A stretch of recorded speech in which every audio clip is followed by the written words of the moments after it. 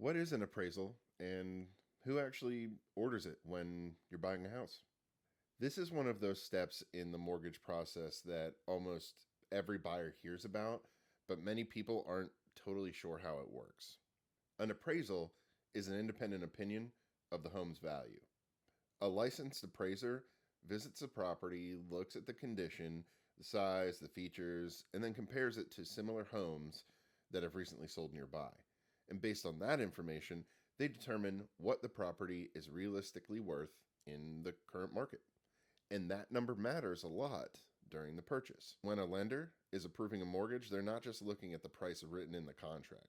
They also need to confirm that the home itself supports the loan amount and that they themselves are protected in the deal. If the appraisal supports the purchase price, the process continues normally. But if the value comes in lower than the price that was agreed to, that's when the buyer, seller, and lender usually have to pause and talk through the options for moving forward. Now, here's the part that many buyers misunderstand. Even though the buyer usually pays for the appraisal as part of their closing costs, the buyer does not order it. The lender does. And they have to order it through a neutral system that randomly assigns an appraiser. That process keeps the valuation independent, so nobody involved in the deal can influence the outcome. So the goal isn't to slow the transaction down.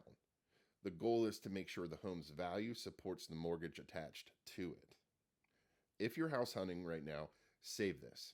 When the appraisal step shows up during your transaction, you'll understand what's going on and you'll understand why it's happening and what the next steps to expect are.